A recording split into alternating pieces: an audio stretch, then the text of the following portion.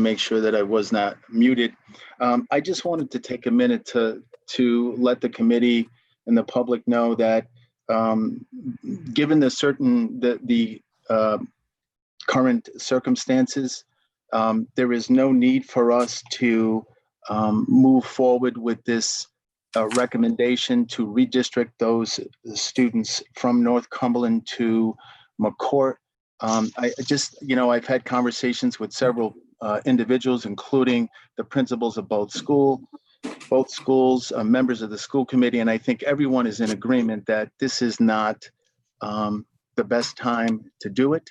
And given the fact that we know that there are a number of families who are concerned about having their students report to school on August 31st, given the pandemic. We know that there are going to be some sixth grade students who are not even going to be reporting to school, who are going to be taking the distance learning option that we are currently working on. So for a number of reasons, we do not feel that this is the time to address this issue, Mr. Chairman.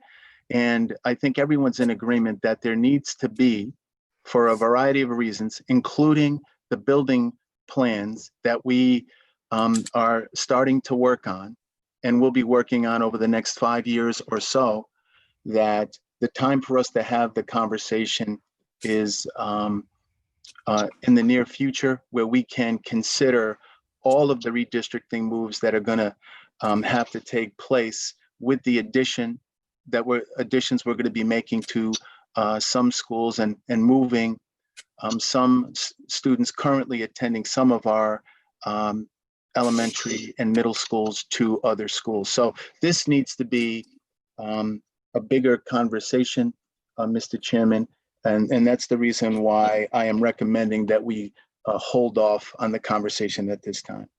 Thank you. Okay, thank you. Anyone have questions for the superintendent on that one? Okay, next is then comments from the public. If you'd like to speak up at the meeting here, please make yourself known to Mr. Chandler. And if you're on the phone, you can unmute your phone as well, so Mr. Chandler knows that you would like to speak. And please state your name and address for the record. And the school committee does have a 3-minute comment policy at this time. So, Mr. Chandler, is there anyone out that would like to speak? I don't see any hands up right now, but if somebody would like to speak, they can use *6 to mute or unmute themselves, or if they're on the phone or on the computer, use *9 to raise your hand. Okay, Mr. Chandler. I have one person just raised their hand. Hold on one second. Okay. Hi, please Yes, state hi. your name and address for the record, please. Hi, this is Manoj Shah. I'm at 164 Bear Hill Road, Unit 16, Cumberland, Rhode Island. So I just heard that Mr. Robert talk about that redistricting. So just to let you know that my daughter is currently completed from Garvin Elementary School and supposed to go to the North Cumberland School. And again, it's anything redistricts happen, we should be known in advance so that we can make our own arrangement. So basically, like, I wanted her to go to North Cumberland School. That's why I'm here. Otherwise, I could have moved from here. So that is what I want to tell. Okay, well, his recommendation at this time is not to have to redistrict any students at this moment because of the probable virtual learning. So that is off the table for this year. And it's something that the school committee will take for all the schools as his recommendation as we move forward with the buildings and additions of the school. So your child will go to North Cumberland Middle School this coming year. Thank you. Okay. Mr. Collins? I just want to have one question, Mr. Mitchell. When we discussed this last week, though, it is your general philosophy that if a student in this gentleman's situation right here, if we were to redistrict next year, it's your philosophy, if all things being equal, that his child would be able to stay to NCMS and finish through. They're not going to be pulled from NCMS, thrown into, not thrown into McCourt, but, would complete McCourt, right? Well, one of the things, that we discussed at the last meeting was just that, like, the plan was not to, so for example, if there was a current, a student currently attending North Cumberland Middle School, for example, and the redistricting plan would require that student, because of where they're living, to attend McCourt based on the recommendation, we would not, make that move, expect that the student would be going to a new middle school. We would let them, finish their middle school experience. That was the plan. Let them finish their middle school experience where they are currently. And then as the years, went on, then we would be able to, gradually implement the redistricting plan that we had in place. So to answer your question, if the child was in North Cumberland Middle School, they would be able to attend through 8th grade there. That was the thinking. I don't know if that Yeah, answers your question. Mr. Friedman? I suppose I would just add that if we are going to look at a full redistricting across the town, I just want to put it out there that I'm not certain that that kind of guarantee would still hold true if this was a district-wide redistricting. I know that that was the thinking for this one school, but I just don't want, I'm not certain that we can say right now, or I don't know if you can, Mr. Mitchell, No. whether it would be or it wouldn't be. Well, if I may, Mr. Chairman, that is a point well taken, Mrs. Friedman. The recommendation was for this particular issue. Right. We didn't want to pull kids out of one school and send them to another. And I don't, want to make it sound that dramatic, but you're correct. I mean, when that discussion about redistricting takes place in Cumberland, and these are not easy conversations, we all know that, but when we do have that conversation and decide where students will be attending school, I don't know that it's possible to allow them to finish attending school where they are currently. So your point is well taken. Thank you. Right. And when we did the redistricting 8 years ago, both of my kids got moved to different elementary schools as part of that. And there were a lot of changes like that. So I guess it comes down to the extent of the redistricting that's necessary. Yes, that'll be happening when we start the school construction. Right, anyone else from the public, Mr. Chandler? Not that I see at this moment. Okay, hearing none, we will move on to old business. Discussion and a vote on the superintendent's proposal for changes to student transportation. Mr. Mitchell? Thank you, Mr. Chairman. As you know, and I'm sure everybody knows, transportation is one of the many challenges that we're faced with, given the guidance by the CDC on social distancing. How can we appropriately transport all of the students who normally take the bus to school and still meet those guidelines? So we are in a position where we have to be creative and try to reduce the number of students on the bus. One of the things that we are asking parents to help us with is, if we can have parents, consider carpooling with some of their neighbors living in the neighborhood to transport students to school, that would be tremendously helpful to us. And one of the other things that we have considered over the last couple of weeks, as you know, is really enforcing the district's transportation policy. And one of the things that we have learned as a result of our many meetings with the bus company is that we have many students at every level, elementary, middle, and high school, that are being transported by the bus company, even though they are within the walking distances. And the walking distances are a quarter of a mile for kindergarten, 3/4 of a mile for grades 1 through 5, 1.5 miles for grades 6 through 8, and 2 miles for grades 9 through 12.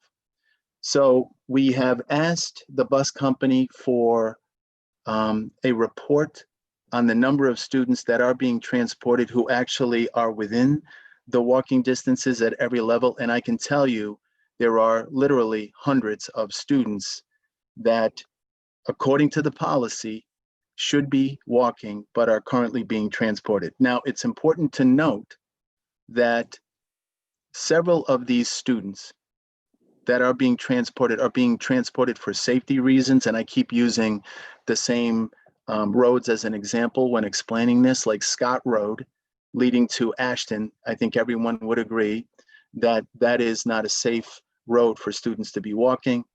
Another one is Nate Whipple Highway, Diamond Hill Road, are other examples, and there are more. So there are students who live on roads like that must take the bus for safety reasons.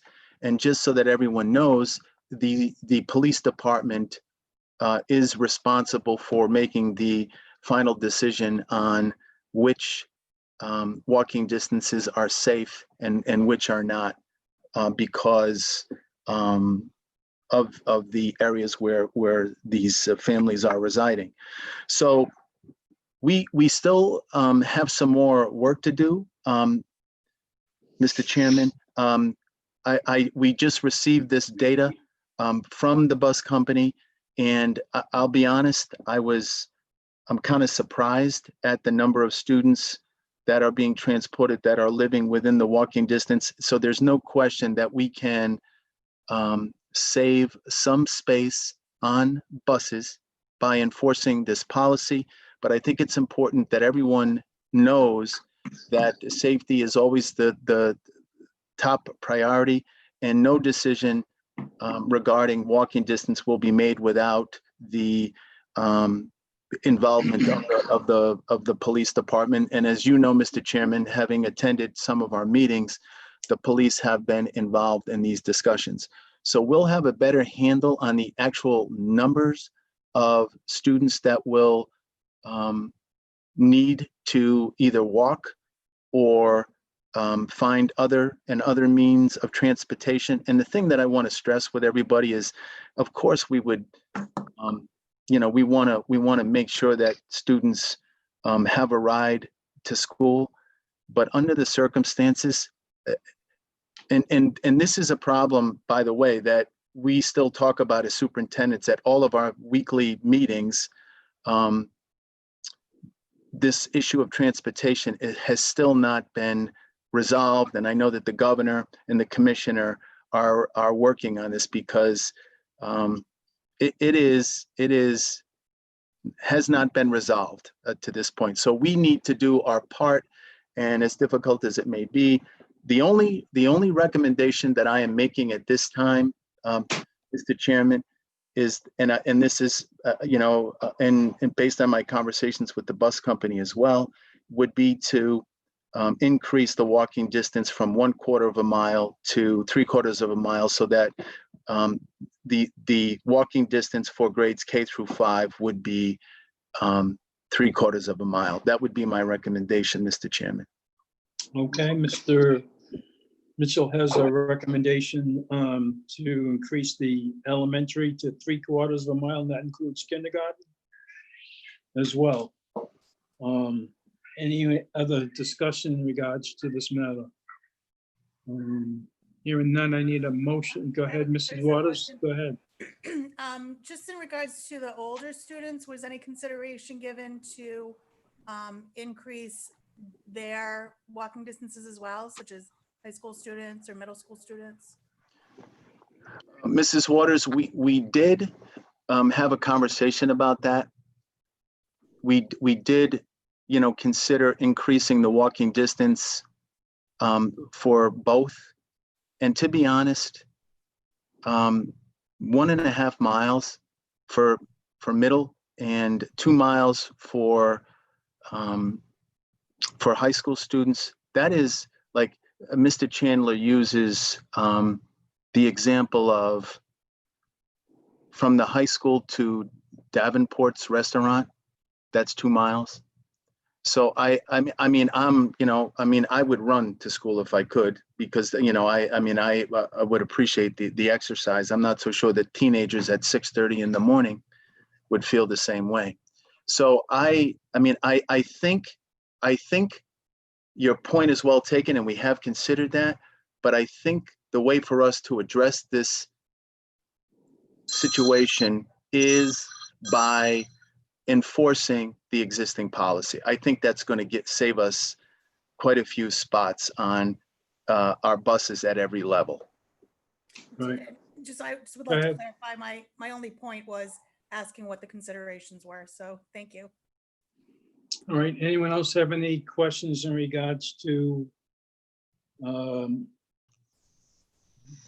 moving the elementary and kindergartens to 3/4 of a mile? Okay, hearing none, I need someone to make a motion. Do we have to, I'm sorry, I just want to be clear on, we have to vote on this? Well, for this is the one change so far that they are making that proposal.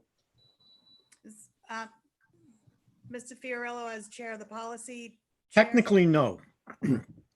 Technically, no. We've given the superintendent the basically like emergency powers in this regard, but I don't think it's a bad idea for us to support his decision with a vote. Yeah. Right, well, it says discussing the indoor vote. Okay, I'll make a motion to So- approve. Mrs. Waters makes a motion to approve. Do we have a second? Second. Second by Mr. Collins. Any further discussion?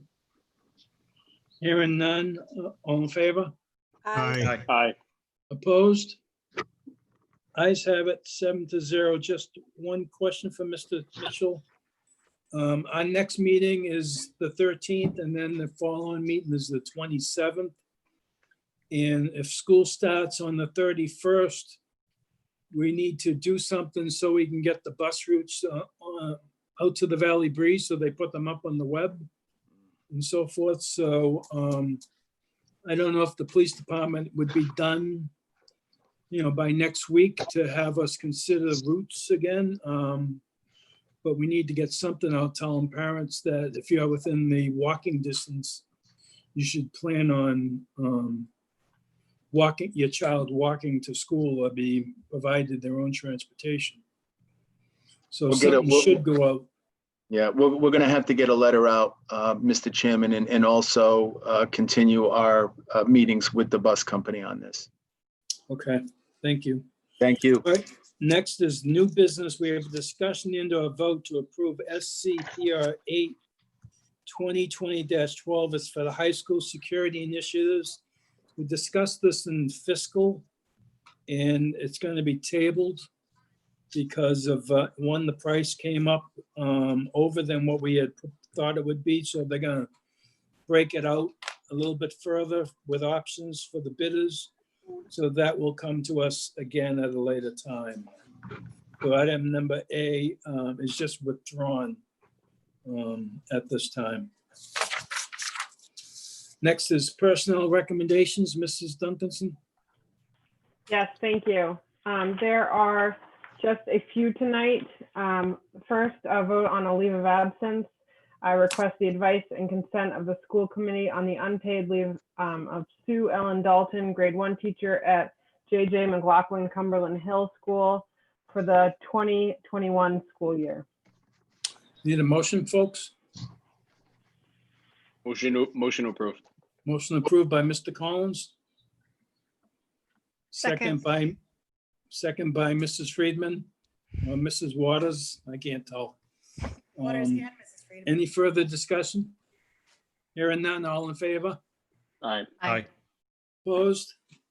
Ayes have it, 7-0. Next, Mrs. Duncanson. Next are our appointments. First, I request the advice and consent of the school committee on the appointment of Corey Malone, secondary world language teacher with an effective date of August 31st, 2020. He will be a world language French teacher. Thank you. Need a motion? Motion approved. Motion by Mr. Collins to approve, Second, second by Mrs. Friedman. All in favor? Aye. Opposed? Ayes have it, 7-0. Next is the sports. Yes. Do you want each in turn or all at once? All at once, please. Okay.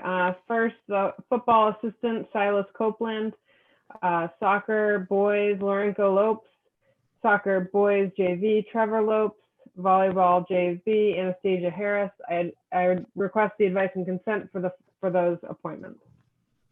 We have a asking us to approve these. I need a motion. Motion approved. Motion to approve by Mr. Collins, Second, and second. Second by Mr. Fiorello. All in favor? Aye. aye.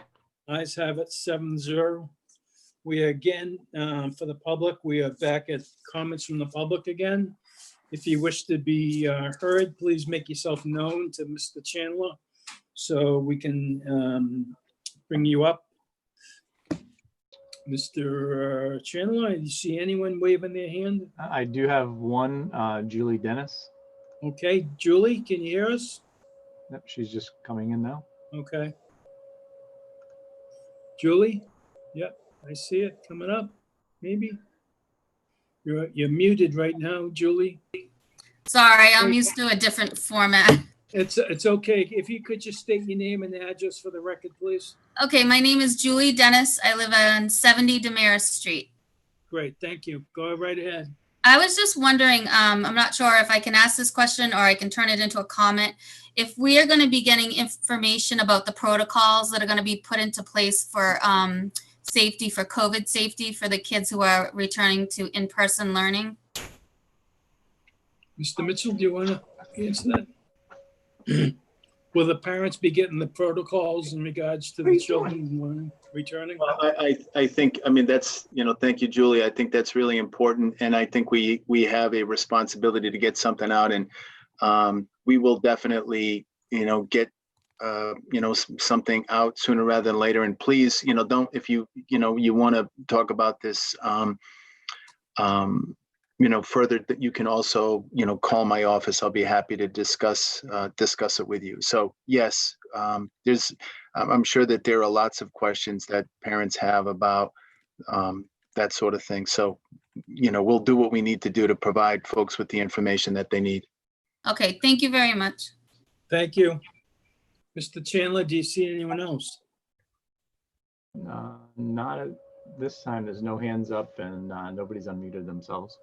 Okay, all right, then, with that being said, I need a motion to adjourn. Motion to adjourn. Motion by Mr. Collins, second.